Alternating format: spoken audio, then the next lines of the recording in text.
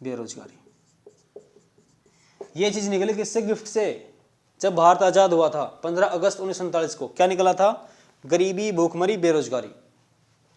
अब आप अनुमान लगा सकते हैं कि जिस कंट्री मतलब जिस देश की इकोनॉमी के अंदर ये तीनों चीज ऐड हैं, क्या? गरीबी, भूखमरी और बेरोजगारी, तो उस देश की इकोनॉमी कैसी होगी? बहुत बेहाल होगी, बहुत खराब होगी, बिल्कुल जीरो मान सकते हैं उसको।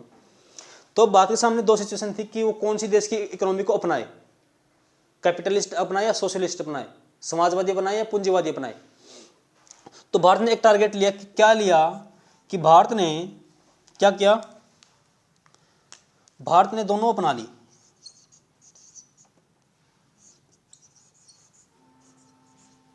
कैपिटलिस्ट भी अपना ली और साथ में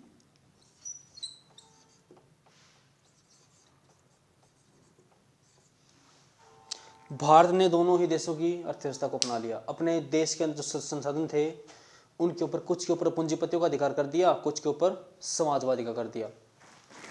ठीक है, भारत ने 200 देशों की अपना ली। भारत की फिर इकोनॉमी कैसे बन गई?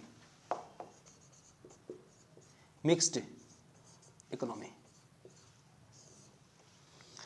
तो क्वेश्चन बन गया कि भारत की अर्थव्यवस्था कैसी है, इंडिया की इकोनॉमी कैसी है?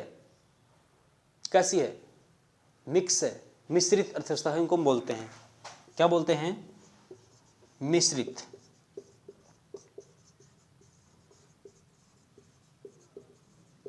यह क्वेश्चन भी कई बार एग्जाम में आया कि भारत की अर्थव्यवस्था कैसी है? मिश्रित है, एकल है, कैसी है? मिश्रित है भाई, कि दोनों देशों की अपनाई थी। अब हम आगे बात करते हैं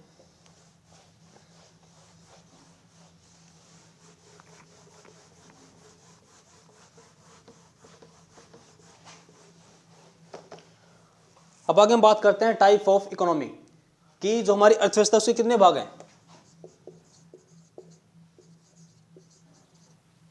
टाइप ऑफ इकोनॉमी, अर्थव्यवस्था के भाग।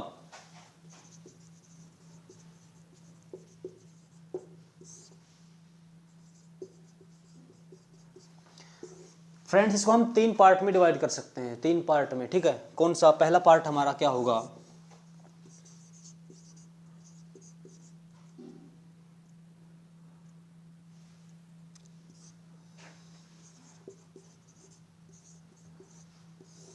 Backward economy. क्या बोलेंगे? बैकवर्ड इकोनॉमी मतलब पिछड़ी अर्थव्यवस्था। ठीक है, दूसरी हम बोलेंगे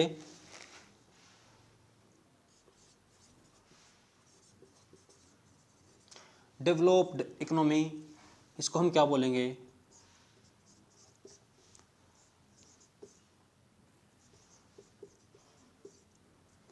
इसको हम बोलेंगे विकासशील।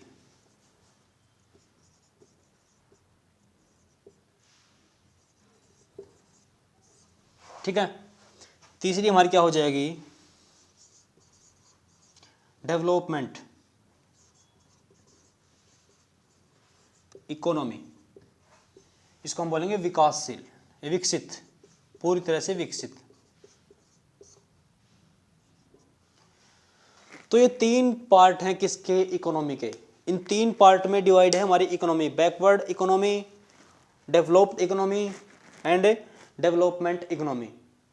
पिछड़ी अर्थव्यवस्था, विकासशील, विकसित। इसका फंडा क्या है समझते हैं हम, क्या है इसका फंडा दोस्तों? ये है कि पिछड़ी अर्थव्यवस्था क्या होती है? पिछड़ी अर्थव्यवस्था ये होती है जिसकी मतलब इकोनॉमी बिल्कुल वीक हो, बिल्कुल कमजोर हो। तो वो जो कमजोर होगा वो किसकी तरफ ज्यादा जाएगा? कृषि के ऊपर ज्यादा जाएगा, क्योंकि वो पहले कृषि उपज करेगा। मान लो कोई गरीब आदमी है, बैकवर्ड में आता है, वो ये तो नहीं है कि भाई कोई मतलब बिल्डिंग खड़ी कर देगा, नहीं करेगा। पहले वो 1-2 किले जमीन लेगा, 5-6 किले जमीन लेगा, उसके अंदर कृषि करेगा। तो ज्यादा प्रभाव किसका देखना मिला इसमें? कृषि का। कृषि ज्यादा होगी इसके अंदर, उद्योग और सेवाएं तो बिल्कुल नहीं होंगी इसके अंदर, थोड़ी बहुत चांसेस हैं, बाकी ज्यादा कृषि के ऊपर डिपेंड है। कौन सी अर्थव्यवस्था? Backward economy. किसके ऊपर डिपेंड है? एग्रीकल्चर के ऊपर। अब बात करें विकासशील। विकासशील क्या है? विकासशील के अंदर क्या होगा कि कृषि भी होगी, साथ साथ में उद्योगों के ऊपर भी जोर दिया जाएगा और साथ में सेवाओं के ऊपर भी, एग्रीकल्चर के ऊपर भी इंडस्ट्री के ऊपर भी एंड सर्विस के ऊपर भी जोर दिया जाएगा। साथ साथ में मतलब कृषि भी हो रही है, साथ साथ में उद्योग भी बन रहे हैं। उद्योग बनेंगे तो सेवा क्षेत्र बढ़ेंगे। और जो विकसित है, डेवलपमेंट है इकोनॉमी, उसको क्या है, ये पूरी तरह से विकसित हो चुकी है। इसके अंदर सिर्फ क्या देखने को मिलेगा आपको, उद्योग और सेवाएं। ये दो चीज देखने को मिलेगी किसके अंदर, डेवलपमेंट इकोनॉमी के अंदर। अब बात करते हैं बैकवर्ड इकोनॉमी। इसका उदाहरण क्या लेंगे, युगांडा उठा लो, केन्या उठा लो, ठीक है। ये सारा मतलब कृषि के ऊपर डिपेंड है। अब बात करें विकासशील, विकासशील किसकी है, भारत की विकासशील है, क्योंकि भारत अभी विकास कर रहा है साथ साथ में, उद्योग के ऊपर भी, कृषि के ऊपर भी एंड सर्विस के ऊपर भी, ठीक है। तो कृषि, उद्योग और सेवाएं इंडिया, पाकिस्तान, अफगानिस्तान, श्रीलंका, म्यांमार, नेपाल, भूटान, सारे इनकी क्या है, विकासशील है, विकास कर रहे हैं साथ साथ में। विकसित जिनके ऊपर सिर्फ इंडस्ट्री हैं एंड सर्विसेज हैं, तो कौन से देश होंगे हमारे वो, उसकी बात करेंगे। पहले अमेरिका, अमेरिका के बाद में मान लो आप ब्रिटेन, जापान एंड फ्रांस, रूस, ये सारे किसके अंदर हैं, ये डेवलपमेंट इकोनॉमी है इनकी, पूरी तरह से विकसित है इनकी। इसके बाद हम बात कर रहे हैं, एक हमारा आखिरी पॉइंट है इसके अंदर,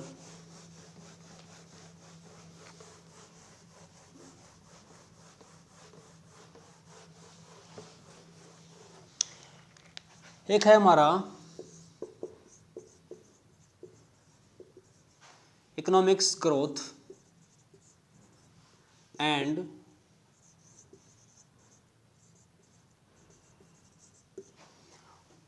ग्रोथ क्या होता है हमारा, ग्रोथ क्या होता है, वृद्धि, आर्थिक वृद्धि एंड आर्थिक विकास। देखो दोस्तों, इकोनॉमिक्स ग्रोथ क्या होती है, ये पॉइंट है। इकोनॉमिक्स ग्रोथ वो होती है जिसको हम काउंट कर सकते हैं, जिसको हम माप सकते हैं। किसी देश की अगर इकोनॉमी है, उसके अंदर कुछ ऐसा परिवर्तन, चेंजेस होता है, मान लो कुछ भी चेंजेस हो गया, मान लो पॉपुलेशन बढ़ गई, मान लो किसी देश की इकोनॉमी है, उसके अंदर नेशनल इनकम बढ़ गई, पर कैपिटा इनकम बढ़ गई, राष्ट्रीय आय बढ़ गई, प्रति व्यक्ति आय बढ़ गई, उसको हम काउंट कर सकते हैं। अगर हम काउंट कर सकते हैं तो वो इकोनॉमिक्स ग्रोथ है। पर ये जरूरी नहीं कि इकोनॉमिक्स ग्रोथ हो तो इकोनॉमिक डेवलपमेंट भी हो, नहीं होगा। ये जरूरी नहीं है कि आर्थिक वृद्धि होने के दौरान आर्थिक विकास जरूरी है। पर हाँ, हम इसको ये बोल सकते हैं कि अगर ये दोनों चीज बढ़ रही हैं, नेशनल इनकम बढ़ रही है, साथ में पर कैपिटा इनकम बढ़ रही है, तो क्या होगा, व्यक्ति के स्वास्थ्य में सुधार आएगा, क्योंकि ज्यादा पैसा होगा उसके पास। मान लो महीने को मतलब 20 लाख रुपए कमाता है, महीने के 20 लाख रुपए कमाता है, तो ये जरूरी नहीं कि उसका आर्थिक विकास जरूरी है। मान लो 20 लाख कमाता है और 30 लाख का वो खर्चा करता है, तो कहाँ विकास हो, टेंशन में मर जाएगा। पर ये कह सकते हैं कि आर्थिक वृद्धि होती है तो आर्थिक विकास हो जाएगा, क्योंकि अगर ये चीज़ बढ़ रही हैं, नेशनल इनकम बढ़ रही है, साथ में पर कैपिटा इनकम बढ़ रही है, तो हम बोलेंगे कि व्यक्ति के स्वास्थ्य में सुधार आएगा। क्या आएगा, स्वास्थ्य में आ जाएगा, शिक्षा में आ जाएगा, ठीक है, उसका मानसिक सुधार होगा, तो ये हम बोल सकते हैं। तो क्या समझे आप इकोनॉमिक्स ग्रोथ और इकोनॉमिक डेवलपमेंट से, ठीक है, समझ गए आप। आर्थिक वृद्धि होगी तो जरूरी नहीं कि आर्थिक विकास हो, हाँ, पर कह सकते हैं कि आर्थिक वृद्धि के दौरान आर्थिक विकास हो सकता है। तो आज के लिए हमारी ये क्लास थी, हमने बेसिक लगभग कंप्लीट कर लिया है। नेक्स्ट क्लास हम बहुत जल्दी लेके आएंगे। तो आपको क्लास अच्छी लगी होगी हमारी, तो हमारी क्लास को लाइक करें, हमारे चैनल कैप्टन बत्रा ब्रिगेड को आप लाइक करें, सब्सक्राइब करें और बेल आइकन को ऑन कर लें, ताकि हमारी घंटी का नोटिफिकेशन आपको हर समय मिलता रहे। तो आज के लिए इतना ही, जय हिंद।